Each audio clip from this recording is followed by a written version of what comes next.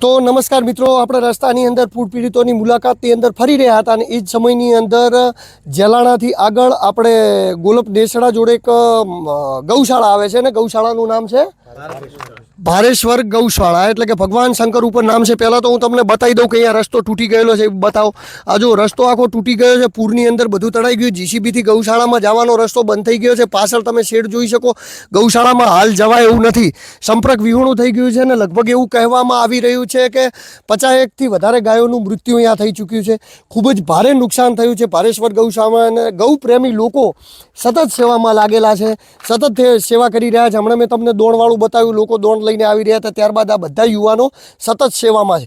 શું પરિસ્થિતિ હતી ગૌશાળાની એ આપણે યુવાનો જોડેથી જાણીશું ને એમના જોડે વાતચીત કરીશું. કેવી પરિસ્થિતિ હતી અહીંયા પૂરના સમયે? પરિસ્થિતિ ખૂબ સાહેબ ભયંકર હતી અને પાણી તો અહીંયા ગણો ને 10 ફૂટ જેટલું પાણી ચડી ગયું હતું ગૌશાળામાં અને 50 જેટલી ગાયો મૃત થઈ ગઈ છે. વિકટ પરિસ્થિતિ હતી. અત્યારે પણ શું છે, દાણ બીજું બધા યુવાનો ઉચકીને લઈ જાય છે, બહુ તકલીફ પડે છે. ક્યાં ક્યાંથી લોકો સેવામાં આવી રહ્યા છે? ખાસ તો ડીસાથી યુવાનો આવે છે અને રાજસ્થાનથી પણ આવે છે. ગુજરાતના ખૂણે ખૂણેથી સેવામાં આવે ગૌશાળામાં. ને રસ્તો અમારે તૂટી ગયો એટલે ગાયોને ઘાસ પોકાડવું છે અહીંયા, તે માટે રસ્તો નથી. એટલે ઘાસ પોકાડવા માટે રસ્તો નથી હાલ? ના. કારણ કે કેવી રીતે ગાયોને ઘાસ પોકાડો? હાલ તો ઉચકીને લઈ દો, ઉપાડીને ખવા ઉપર ઉપાડીને બધા માથા ઉપર ઉપાડીને ખવા ઉપર ઉપાડીને લઈ જાય છે એવું કહી રહ્યા છે. એવી રીતે અમે લઈ જાવ. હવે રસ્તાનું કામ ચાલુ છે, આમાં હવે રસ્તો બનાવો છે, અમારે મુશ્કેલી વધારે પડાઈ રહી છે. હવે મટીરિયલ બહારથી લાવો છો એટલે મારા પાસે જો મિત્રો તમને બનાવું, આ પથ્થર નાખેલા છે, આ પથ્થર નાખીને આ રસ્તો બની રહ્યો છે. આ બાજુ જીસીબી છે જ્યાં એકદમ કીચડ છે, તમે જોઈ લો જીસીબી આખું કીચડ. આવી રીતે પથ્થર નાખીને આ લોકો રસ્તો બનાવી રહ્યા છે અને સતત આ બાજુ આવો, સતત 3 દિવસથી આ લોકો મહેનત કરી રહ્યા છે. બરોબર, સતત 3 દિવસથી યુવાનો લાગેલા છે. 5 દિવસથી સતત 5 દિવસથી સતત 5 દિવસથી 5 દિવસથી. અને શું 5 દિવસની અંદર કેટલું કામકાજ અહીંયા કરવામાં આવ્યું? કામકાજ અહીંયા રસ્તો ચાલુ કર્યો છે, 2 કિલોમીટર જેટલો બન્યો છે, હજી કિલોમીટર જેટલો રસ્તો બાકી છે. ઓકે, પ્રશાસન દ્વારા કોઈ સગવડ નથી મળી. અત્યારે અમે રસ્તો બનાવી રહ્યા છે. અમે 5 દિવસથી સતત ડીસાથી ગૌશાળામાં ટીમ સતત 4 દિવસથી બીમાર ગાયોને સેવા કરે છે, લાડુ ખવડાવે છે, પોતાના ખર્ચે બધું. અમારા ટિફિન પણ પોતાનું ત્યાંથી લઈને આવે છે. સતત આખી રાત અહીં સેવા આલે છે. સવારમાં વહેલા 6 વાગ્યાથી સાંજના 6 વાગ્યા સુધી કામ કરે. ડીસાથી ટીમો આવે છે. કેટલા યુવાનો આવતા હશે રોજ? રોજ 25 થી 30 જણા. ધન્યવાદ છે. ખરેખર આમના લીધે જ આજે ગૌશાળાઓ જે મતલબ કે ટકી રહી છે, ગૌપ્રેમી લોકોના લીધે જ ટકી રહી છે ને એવા લોકોના લીધે જ આ ગૌશાળાઓ ટકી રહી છે ને આવા ગૌપ્રેમી લોકો જ અહીંયા મહેનત મજૂરી કરી રહ્યા છે. તો આપણે વાતચીત કરીએ તો બીજું કોણ દાન કેવું આવે છે? દાન તો ભરપૂર આવે, પણ મતલબ અમારી પાસે ગૌશાળા નવી ઊભી કરી છે, 4 મહિના થયા છે હજી, અને મેન અમારી પાસે બજેટ નથી ગૌશાળા પાસે. ના, અત્યારે કેવું દાન આવે છે? અત્યારમાં દાન આવે પણ આ રસ્તાવાળી તકલીફ છે. અચ્છા, રસ્તાવાળી તકલીફ છે. આપે 4 આપે પણ લઈ જાવી ક્યાંથી અમારે? અચ્છા, 4 આપે તો મિત્રો બહાર તમે જોયું દોણ અને બધું ટ્રેક્ટરો બધું બહાર હતું રસ્તાની અંદર. બિલકુલ આ રસ્તાના લીધે ગામની હાલત ખૂબ જ બગડેલી છે. આ ગામ, આ જે જગ્યાએ ગૌશાળા આવેલી છે, ગામનું નામ છે ગોલપ નેસડા. ગામની અંદર આ ગૌશાળા આવેલી છે અને ખૂબ જ ગંભીર પરિસ્થિતિ છે. પ્રશાસન પણ આ બાબતે ધ્યાન દોરે, બીજા લોકો પણ આ બાબતે ધ્યાન દોરે, કારણ કે સૌ ગૌપ્રેમી લોકો અહીંયા આવીને મહેનત કરી રહ્યા છે. અહીંયા આવી જાઓ, તે ઘણા બધા લોકો અહીંયા મહેનત કરીને કરી રહ્યા છે. આ લોકો રસ્તો બનાવી રહ્યા. આ બધી સામગ્રી ક્યાંથી લાવો? રસ્તાની સામગ્રી વાવથી અત્યારે વાવથી લાવો. બધા આપણે ફાળો કરી ફંડ કરીને લોકોના ખર્ચે? ના, એ ડીસા સમિતિ કરે છે. પણ સમિતિના ખર્ચે, સરકારના ખર્ચે? કોઈ સરકારી ખર્ચે. સરકારે કોઈ અમને મદદ હજી સુધી કરી નથી. તો એક રાડ પડે છે કે રસ્તો બનાવવા માટે સરકારે કોઈ સહાય કરી નથી. જે પણ થઈ રહ્યું છે, લોકો પોતાની સમિતિ દ્વારા ફાળો કરી ફંડ કરી ગૌ માતાની અંદર દાન કરી રહ્યા છે ને અહીંયા રસ્તો બનાવી રહ્યો છે. તો મિત્રો 500 ગાયો લઈને બેઠા, રસ્તા વગર તો ઘાસ કેવી રીતે આવવી? 500 ગાયો છે પણ રસ્તા વગર ઘાસ કેવી રીતે પહોંચાડવું? માથે ઉપાડીને લોકો પહોંચાડી. આપણે સમજી શકીએ છીએ આ દર્દભરી કહાનીની અંદર લોકોનું વાતાવરણ ને વાતચીતને સમજી શકીએ છીએ. એટલે ખૂબ જ ગંભીર પરિસ્થિતિ. શું લાગે કેટલા દિવસમાં રસ્તો રિપેરિંગ થઈ જશે? હવે જો સરકાર મદદ કરે તો તરત થઈ જાય, પણ ના કરે તો આથી પણ 4-5 દિવસ તો લાગશે જ અમને.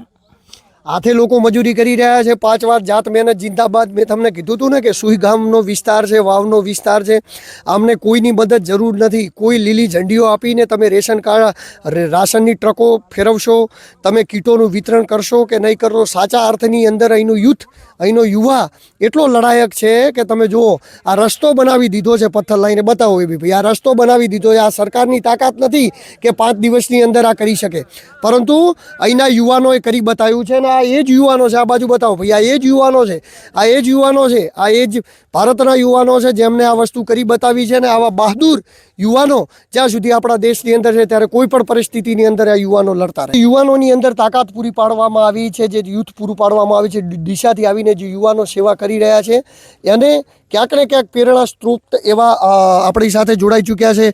શું નામ સાહેબ આપનું? ગણપતભાઈ ભાટી, ડીસા ગૌ સેવા સમિતિ. ગણપતભાઈ ભાટી, ડીસા ગૌ સેવા સમિતિ, જેમને આ ટીમ લઈને આવે છે ને ટીમને મોટિવેશન પૂરું પાડે છે અને સતત ટીમને કંઈકનું કંઈક કાર્ય કરવા માટે પહેરે છે. બરોબર, તો 5 દિવસથી આપણી ટીમ શું શું કામ કરી રહી છે? અમે પહેલા દિવસથી આવ્યા એ દિવસથી જોઈ રહ્યા છીએ કે 5 દિવસની અંદર ગામના યુવાનો ખડે પગે ઊભા રહી રાત દિવસ મહેનત કરી રહ્યા છે. છતાં પણ અમે ઘણી જગ્યા ફોન પણ કરાવડાયા કે અહીંયા ગૌ માતા સુધી ઘાસ પહોંચતો નથી, ગૌ માતા ભૂખી છે. અને અમે ડીસાથી લાડવા બનાવીને, રોટલા બનાવીને ડીસાથી ઘાસ લઈને આવ્યા છીએ. આજે પણ લીલી ઘાસ લાવી છે, 200 બોરી સાગર દાણનું અહીંયા દાણ આપ્યું છે. છતાં પણ હવે ઉપાડીને અહીંના યુવાન મિત્રો એ ગૌ માતાને ખવડાવે છે. પણ કદાચ 500 ગૌ માતા હોય તો ઉપાડીને પાણીની અંદર કઈ રીતે રોજ માટે એમનું પૂરું કરવું. અને અમે ઘણી જગ્યા કોશિશ કરી, છતાં પણ કોઈ કોશિશ કામયાબ નથી. ત્યારે અમે સ્વખર્ચે, ગૌ સેવા સમિતિએ પોતાના ખર્ચે જેસીબી આવ્યા, હિટાચી મશીન અને બધી પૂર્ણ વ્યવસ્થા કરી અને આ રસ્તો આજેનો આજે ચાલુ કરવાની કોશિશ કરી છે. તમે વિચાર કરો, જે કામ સરકાર ના કરી શકે એ ગૌ સેવા સમિતિ કરી રહી છે. જીસીબી લાવ્યું છે, એટાચી લાવ્યું છે અને પથ્થર. અને મિત્રો અહીંથી માંડીને શેક અમે ગૌશાળાથી ચાલતા આવ્યા છીએ, ગાડી રોડ ઉપર મૂકવી પડી તો શેક સુધી આ લોકોએ રસ્તો બનાવ્યો છે. વિચાર કરો કેટલો ખર્ચો આવ્યો છે, તો મને ખબર નહીં પણ ખૂબ જ આવ્યો છે. તેમ છતાં પૂછી લઈએ, અંદાજિત કેટલો ખર્ચો કરી રહ્યા છો તમે?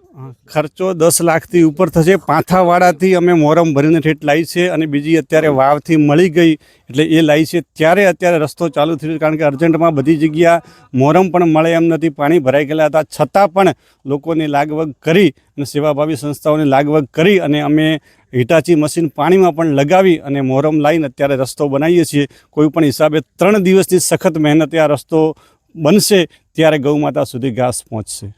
તો મિત્રો તમે જુઓ, આપણે અત્યારે જે જગ્યાએ છે ગૌ માતા સુધી ઘાસ પહોંચાડવા માટે ગૌ પ્રેમીઓ ખૂબ જ મહેનત કરી રહ્યા છે. 10 લાખ રૂપિયાનો ખર્ચો કરીને રસ્તો પણ બનાવી રહ્યા છે. ખરેખર ધન્યવાદ છે આવા યુવાનોને, આવા સેવાભાવી યુવાનોને. આ જોઈએ, આપણે પણ સેવાભાવમાં જોડાવવું જોઈએ, શીખવી જોઈએ સેવાભાવ, કે આપણાથી જે પણ બનતું હોય, થોડું બનતું હોય, ઓછું બનતું હોય, આવી પરિસ્થિતિની અંદર આપણે મદદ કરીએ. તંત્રને વિનંતી કરીએ કે આપ ખાલી ફોટા પડાવવામાંથી બહાર આવો, કે આ પાણી કેટલું ઊંડું છે, ક્યાં નેડું છે, ત્યાં જઈને ફોટા પડાવીને અમે અહીંયા ગયા હતા, અહીંની મુલાકાત લીધી હતી.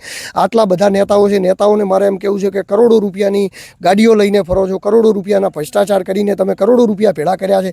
કેમ કોઈ નેતા કોઈ જગ્યાએ રસોડું કરતો નથી દેખાતો? કેમ કોઈ નેતા કોઈ જગ્યાએ દાન આપતો નથી દેખાતો? ખીચામાંથી પૈસા આપો, થોડા ઘણા ઓછા કરો અને સેવા ભાવમાં વાપરો, તો આવનારી પેઢી તમારી પણ સારી પાકશે. નહીંતર પાપ પાકશે. કર્મનું ફળ બધાને ભોગવવું પડતું હોય છે. કર્મ ક્યારે કોઈને છોડતું નથી. હર ટાઈમ કર્મ એ આપણો પીછો કરતું હોય છે. અને કર્મ જ્યાં સુધી આપણે આપણા કર્મ જ્યાં સુધી ભોગવીએ ન રહીએ ત્યાં સુધી કર્મ આપણને છોડતું નથી. અને અહીંયા ગૌશાળાની અંદર જલ્દી રસ્તો પડે. પ્રશાસન આ વાતને ધ્યાનમાં લે એવી આશા સાથે નમસ્કાર. રામ રામ. હું છું દિલુ ચૌધરી. રામ રામ મિત્રો, આપણે ફરી રહ્યા છીએ વાવના સરહદી વિસ્તારના ગામોની, અને ગામોની અંદર જે જગ્યાએથી આપણે પાટવર, ત્યારબાદ જેલાણા જે ગામો છે, ગામોની પરિસ્થિતિ પણ ખૂબ વિકટ છે. હજી સુધી ઘરોય પાણી ભરાયેલા છે, લોકોના ઘરોની અંદર હજી સુધી ભરાયેલા છે. અને અહીંયા આવી રહ્યા છે તો એકદમ પાણીની વાસ આવી રહી છે, દુર્ગંધ આવી રહી છે અને રોગચાળો ફેલાવાની પૂરેપૂરી શક્યતા રહેલી છે. એના વિશે અહીંયા ગામના આપણે યુવાનો છે એમના જોડે વાતચીત કરીશું. મિત્રો, કેવું હજી ગામમાં પાણી ઓસર્યું? ગામમાં સાહેબ હજી સુધી કંઈ પાણી ઓસર્યું નથી. હજી ઘરોની અંદર પાણી છે, શેરીઓની અંદર પાણી છે, બહારના મહેલોની અંદર પાણી છે. આ મેં ઘણા બધા ઘર જોયા કે ઘરોની અંદર પાણી ભરાઈ ગયું છે, તો ઘરે પછી આમ એકદમ મચ્છર રોગચાળો એવું કંઈ ફાટ્યું છે? રોગચાળાને અત્યારે તાવની એવી બધી અસર થઈ ગઈ છે સાહેબ. બધી તાવ થાય, તાવ તમને, હા, એવી બધી અસર છે. તાવ આવી ગયા છે. બરોબર, આપણે આ જેલોણાના યુવાનોને વાતચીત કરી, અમે આગળ આવતા હતા, હું વિડીયોના માધ્યમથી બતાવું.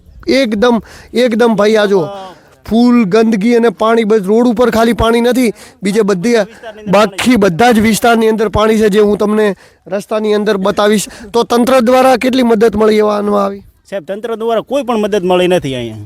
તંત્ર હજી પહોંચ્યું જ નહીં. તંત્ર પહોંચ્યું જ નથી. તંત્ર કહે છે અમારી ટીમો અહીંયા હાજર હતી, ટીમો બધું અહીંયા કર્યું હતું, પણ કોઈ ટીમ બીજું કોઈ આવ્યું નથી, કોઈ અધિકારીઓ નથી આવ્યા અહીં.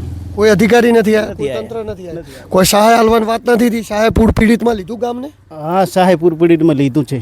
સહાય પૂર પીડિતમાં લીધેલું છે ગામ, પણ તંત્ર હજી આવ્યું નથી એવી ગામ લોકોની શિકાયત છે.